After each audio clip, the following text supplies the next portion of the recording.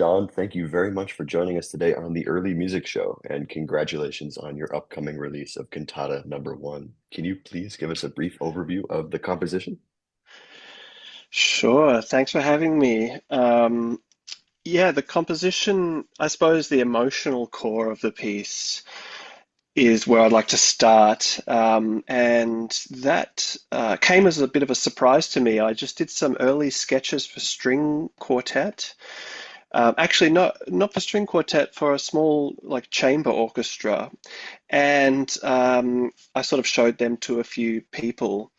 One of my friends remarked, "This sounds homesick and kind of nostalgic." And I was kind of thinking the same thing. So we had a little bit of a conversation about that. And I realized then that that's what I was trying to express. And I began to sort of contemplate the consequences of that and sort of hone in on what I was actually feeling and trying to say. And so that turns out to be what the piece is about, which is a kind of homesickness and nostalgia for and a musical portrait of the beaches near where I grew up. So I grew up, I'm Australian. I don't know if you can tell that by my accent. I'm Australian originally, although I've been living in New York for about 13 years now. But originally from Australia and from the southeast of Australia, there's a state called Victoria. And in Australia, there's a stretch of coastline that's kind of famous actually called the Surf Coast. And it's there's one of the great sort of world surf championships. Forgive me, I don't actually know what they're called, but it's the equivalent of like the Grand Slams. You've got the US Open, you've got Wimbledon. Mhm. Well, you've got surfing ones of those, and they have one of those down in the Surf Coast and at a beach called Bells Beach. And the Surf Coast has these beautiful, powerful elemental beaches. The surf is often quite big and rough and rugged. The waters are deep, kind of blue and green. And actually, the beaches, sort of the waves and the surf abut usually quite steep, sort of red and dark brown cliffs. So it's a Mm. very kind of rough, rugged environment. And I grew up going to those beaches all the time, like every weekend, as sort of from the age of about, I want to say 8 or 9, through till when I left for America at the age of 26. So yeah, I realized eventually it was a sort of fumbling realization that I was homesick for those beaches. And so the cantata is a musical portrait of those beaches. And also, I guess, a musical portrait of my memories of swimming in them as a boy. In terms of a sort of structural kind of perspective on the piece, it's three movements.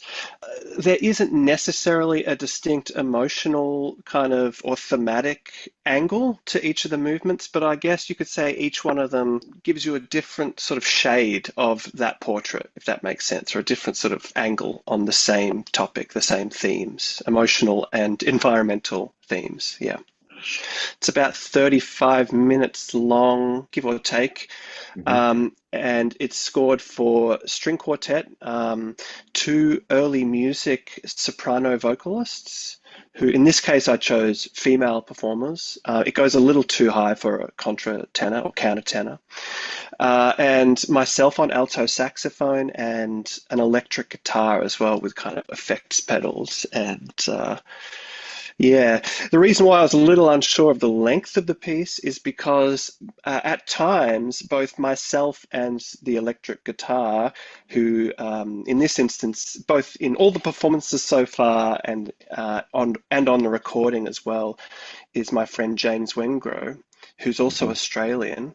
The two of us improvise for a non-trivial kind of percentage of the piece, so its length can vary. Wow. Just going back to what you were saying about homesickness and this piece being sort of a reminiscence to where you grew up. We're gonna come back to that later, but that is just the most it's a very profound reason to write music. And I think I can speak for a lot of listeners when I say we're very grateful for you sort of sharing that experience with us. And that's a very personal thing to put out there. And I'm very excited to hear it again, knowing all of that and having that in mind. Mm. Yeah, thanks. Um, Yeah. on the music itself, I've heard it, and it's such an exciting sort of amalgamation of styles from classical music, jazz, and of course, like you said, sort of ideas from early music, music from the Renaissance, and it has a very hard to place and unique sound. Can you speak a bit on this combination of styles and in particular how your knowledge and how your scholarship of early music inspired the piece? Sure.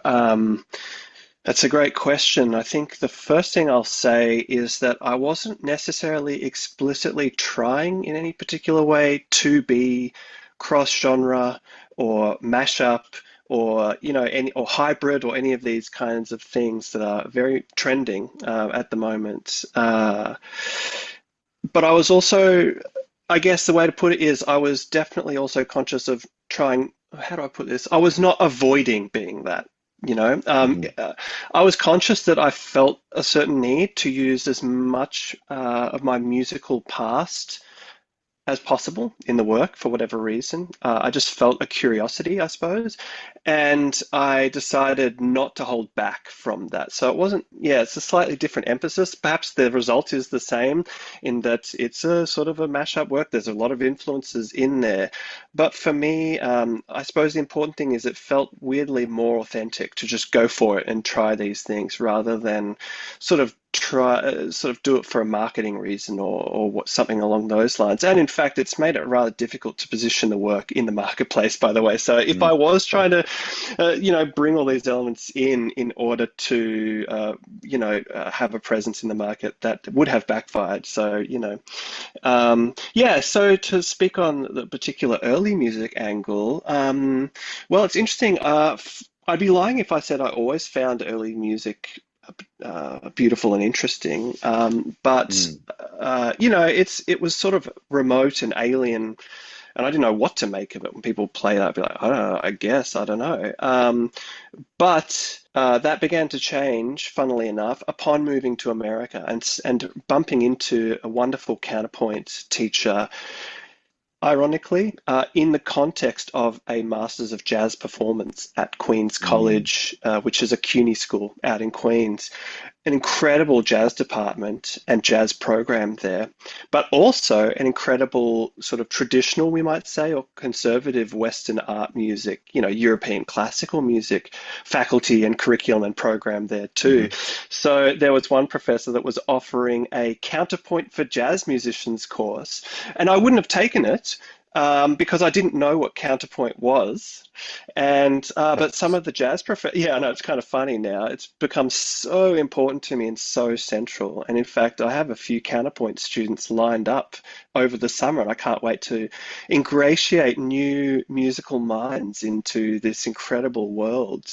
But at the time, I had no idea it existed. And it Mm. was only because the jazz professors were like, oh, this is a very cool kind of discipline and like it's very heavy, you should check it out. And I was like, okay, well, if it's heavy for these jazz musicians, then I guess I'll have something to learn.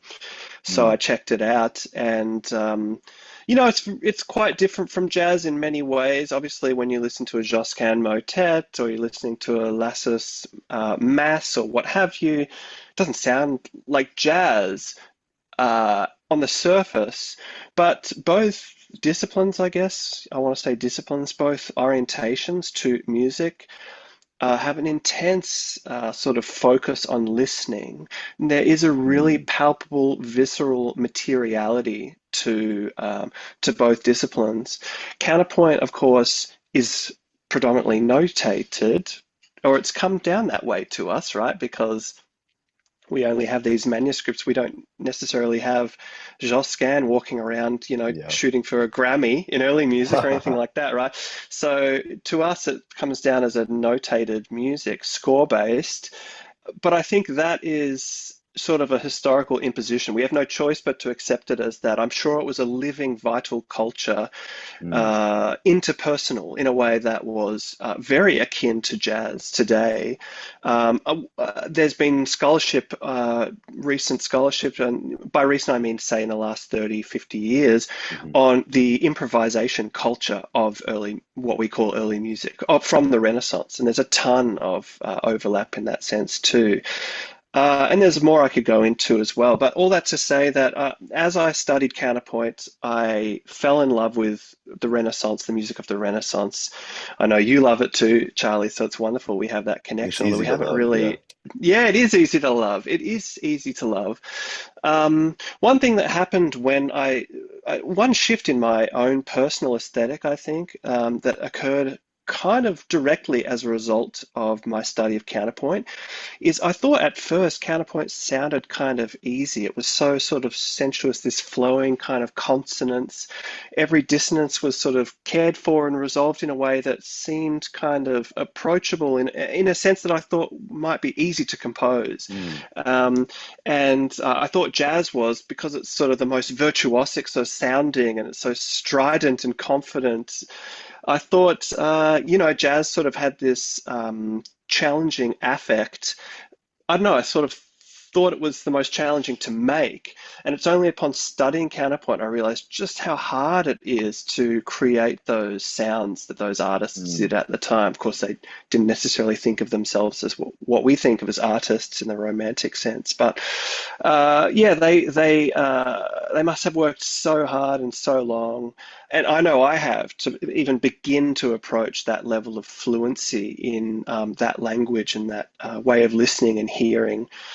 So mm. yeah, I realized, wow, there's a ton of work that goes into music that is easy to love, as you put it, about the Renaissance, and it's not just this sort of flippant, cushy thing. And at the time, maybe I don't know why, but that was kind of important to me to realize I don't know that it's all hard. All music is hard and Yeah. challenging. That's probably a better way to put it. It's all challenging, and so my prejudices about what music was sort of quote unquote more difficult and for that reason more worthy of my time or something, that all got completely, liquidated in a matter of Yeah. weeks, really, in this counterpoint course, and that opened my mind really to yeah, it's just all good. There's just so many ways of knowing and making music. And so, yeah, in a way, I got liberated there and then from any purist orientation. And it was just like, right, you know. And maybe I'll just finish answering that question by saying that later on, when it became time for me to start drawing my forces into this homesick, this nostalgic environmental piece, and deciding not to hold back, I was supported in that. I believe we've talked about this before in a little essay by Nietzsche. It's part of his, he only wrote four of these. There's a small paperback version I have of his Untimely Meditations, written when he Mm, was 22 years old, only 22. He seems so mature for his age. I mean, famously so. And I can't remember which of the essays it is in.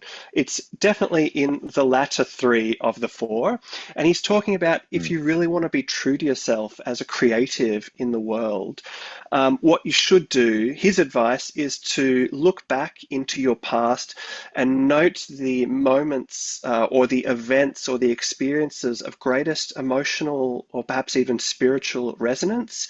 And he says something along the lines of draw a line through them, almost like you would on a map through a series of coordinates. And that line is the sort of direction that you should move through, move towards, and move along mm. in your future creative life. And so, thinking along those lines, I really had no choice but to honor my deep, profound respect for counterpoint as well as for jazz music and African American improvised music. And so, yeah, I just thought, yeah, I'm going to try this.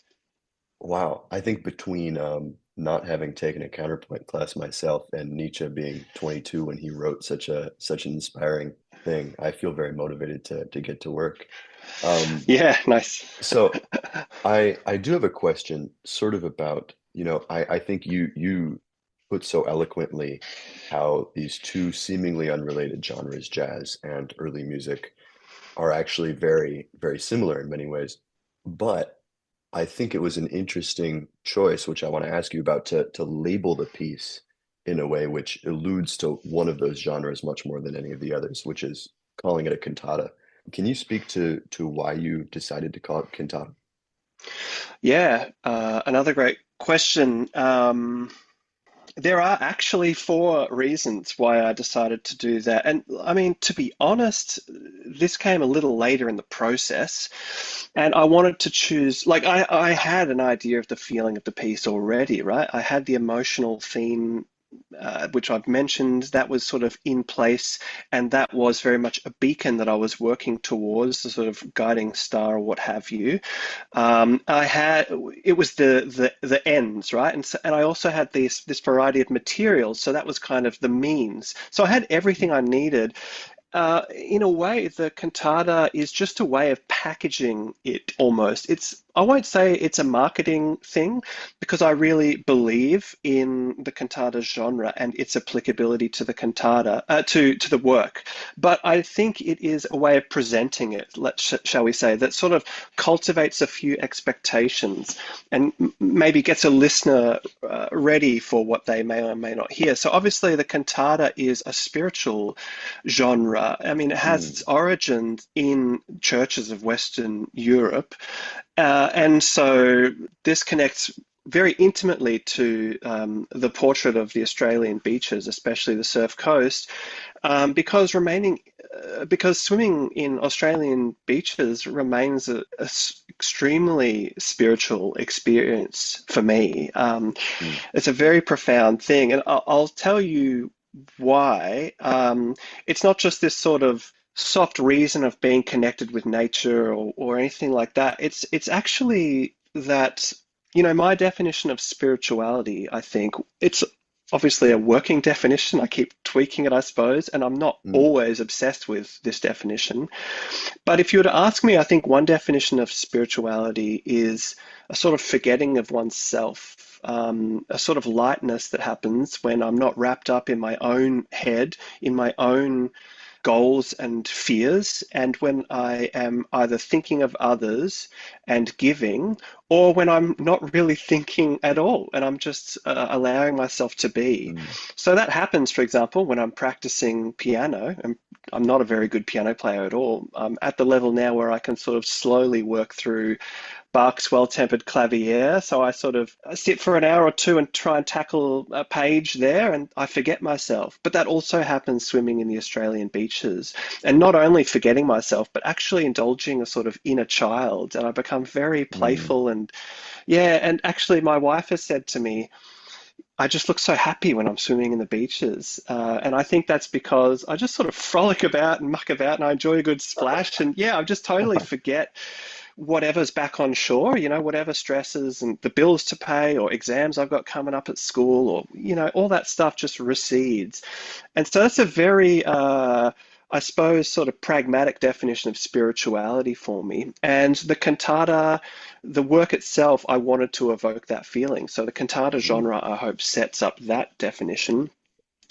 Also, the most famous cantatas, I feel, are probably those of Bach. mhm. Some 200 and something we have left over from what he composed.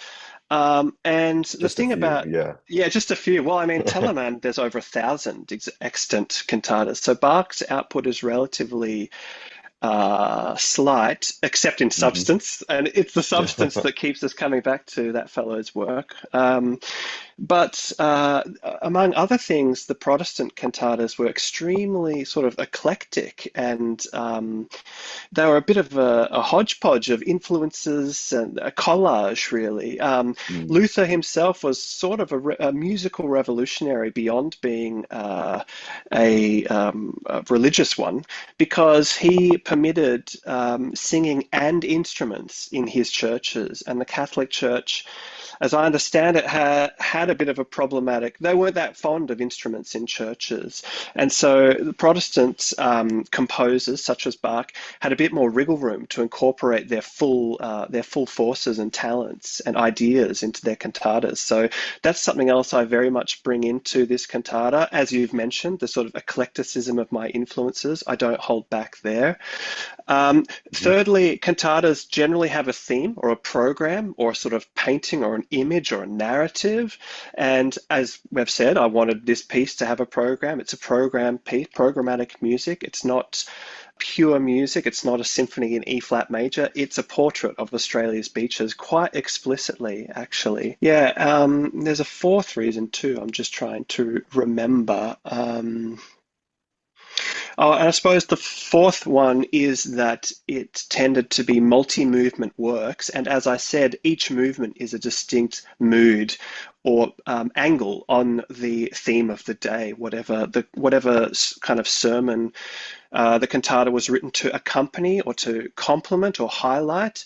The movements tended to also, in themselves, offer these different perspectives on those ideas. And so, again, the cantata does that, my cantata. So, yeah, I just thought that's four pretty good reasons why this is cantata adjacent and why I thought it might be a cool way to present the work to a listener. Hmm. Hmm. Um, that's Yeah. very cool. I mean, that's a lot to digest just because it's so interesting and it's such a way of composing in a contemporary style, which I feel like I haven't encountered in the past. I don't know, maybe, who knows how other people work. I can tell you that I haven't written a piece of music other than the cantata, other than homework, other than counterpoint homework and things like Uh-huh. that. I haven't really seriously written a piece for 6 years. So, with a Hmm. 6 year gap in between, you're bound, it seems like it's all pent up in there, and I've You just get got some to, fresh ideas. I've got some fresh stuff that's sort of ready there. Yeah. So you haven't written a piece in about 6 years before this, but you've told me that this is planned to be the first in a series of four larger compositions. I guess, well, I want to know what you know about those next three compositions first, but also I have sort of a personal vested interest in whether, because we met obviously in this fabulous electronic music class with Danny Dobkin at the Computer Music Center. I'm very curious as to whether you'll ever implement any of that electronic work in your coming compositions. Yeah, great question. The future, so yeah, I didn't just call this a cantata, I called it cantata number one. Of course. And the idea behind that is that I wanted to sort of lay the groundwork for myself as much as anyone else, that there are going to be more, as you said. I'm not sure actually on the exact amount. You said four. I'm thinking perhaps three, but perhaps four. I don't know. So the general outline for the next one I have sketched out. It's going to be I guess you might call the heartland of Victoria. So again, it connects to my experience. I certainly didn't spend perhaps as much time in the heartland of Victoria as I did as down the surf coast. Um, but I feel there's a story to be told there. And again, it's in a little bit the same way as the first cantata. It's a little bit of trying to put myself back together or make sense of myself and make sense of my origins. So this will be a portrait of sort of the farming areas, the bush, the grasslands, the rolling hills. It's quite a flat area. Mm, It's not the desert that everyone thinks of when they imagine Australia. Although, speaking of that, I believe the third cantata will be focused on the desert towards the centre of Australia. But yeah, so this second one will be less about John the boy and more about, I guess, my predecessors. I mm, have my family's history is in the farming community of Victoria. mm, And my mother has been doing some work actually, going all around Australia and even out to England and the UK and trying to put together our family tree. And some of the stories are just incredible. And as problematic and bittersweet as the immigration of the colonialisation of Australia is, and it is, um, I have some sort of a soft spot for those in my immediate family history, my mm. parents' parents and their parents, because God, it was a hard life out in the country of Victoria. And yeah, I think I want to dwell on the image of that environment and to contemplate and celebrate that environment too. As far as the electronic work, that's a really good question. So there's one other piece that I'm not sure if I've mentioned it to you, but I'm thinking of really writing a pretty substantial polyphonic Renaissance mass, quite close to the style. And that will be called Mass for the Modern. Its sort of emotional theme is it's going to be a requiem, I think. I'll select the movements and the texts that are from the requiem. And I think what I'm going to try and express there is just how hard it is to always be on the front edge of history, and how hard it is to not see what tomorrow is and how exhausting it is. And I don't know about you, Charlie, but I feel like I can't predict tomorrow hardly at all. It seems like Mm, everything's just so volatile and fluid.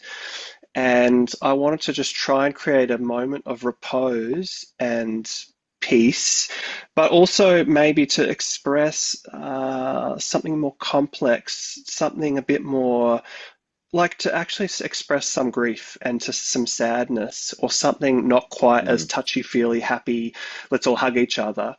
The Cantata series is definitely meant to be, I suppose, romantic and appeal to the best in us and in the environment. I think the Requiem Mass I want to be a little bit more edgy, maybe. And I think that's where the synth comes in and our work with mm. Danny there, because I played my little synth piece that we showed each other in the class for my wife Dana, and she said, "Oh, that sounds scary." And I was like, "Yeah, I Yeah. think there's an element there of fear as well." So I don't know. I think I'm going to try Mm, and somehow harness all this in my Mass for the Modern. I have no idea when this is going to happen. I have no idea. mm, I can tell you though, it's been 6 years between my first album and this second one, hmm. the first cantata. So experience shows that I'll probably be pretty slow about the whole thing, but who knows? Yeah, I'd rather Well, believe in what I do than try and rush anything. yeah, I will. I'll be ready and excited whenever we can I'll send listen you an to it. email. Yeah. Please do. Yeah. I want to wrap up our interview by asking you one more thing, which is I know that some of the inspiration for this piece was based on a book you mentioned to me by Tim Winton. And before we transition from our conversation into playing some selections from the cantata, I thought it would be nice if you could either read us a little bit or describe a little bit what his book is like in describing Australia and how it influenced your piece.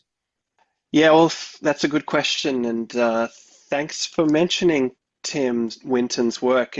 Yeah, in one sense, you said he was the an inspiration for the cantata. And as I said, I sort of stumbled across these feelings of homesickness and stuff. And so, in that sense, actually, in a way, he's not. But in another sense, you are perhaps more right than you realize because Tim Win's probably my favorite fiction author. He's Mm, primarily a fiction author.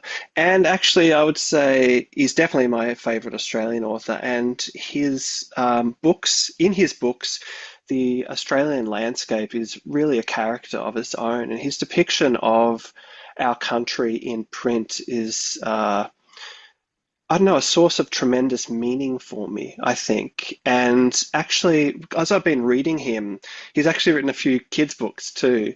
mm, And so I've been, I think my mum introduced them to me. And then he wrote some young adult fiction, and I was reading them on my own, and then into his adult works. Um, I guess he's sort of been around my whole life. And so I've always had Tim Winton's words to remind me and draw my attention back towards Australian country mm, and how important and beautiful it is, and like to at least try to remind me not to take it for granted. I did mention Tim Winton to you because actually a small fragment of one of his books that I guess I'll read to you, it's only a sentence or two, by the way, that became the title. or the subtitle of Cantata No. 1, Mm, An Island Seen and Felt. The actual phrase from Tim's book is the island seen and felt, I guess, mm, referring to Australia. And for some reason, I misremembered it and called my cantata An Island Seen and Felt. And by then, I don't know, it was too late to change it, or I wasn't interested in changing it. I thought near enough is good enough. But so I guess I sort of included it there because the book in which I pulled that text from is where I saw this quote. And although it's not a fiction book, it's actually his, I guess you could call it an autobiography. The subtitle is A Landscape Memoir. So it's his sort of mm, reflections and remembrances and ideas about Australian country. What's funny is it wasn't the inspiration for the cantata, but actually it said, perhaps better than I could, what the emotional theme was for the cantata. So I'd already largely finished the work and I was reading this book and then I saw Winton's words and I just thought, that's perfect. And so then I pulled his mm. a different phrase from the book for the subtitle. So perhaps I'll just read you this little quote now, Please. remembering that it's about the cantata is about homesickness for place and particularly Australians missing their home. So the quote goes like this. Landscape has exerted a kind of force upon me, which is every bit as geological as family. Like many Australians, I feel this tectonic grind, call it a familial ache, most keenly when abroad.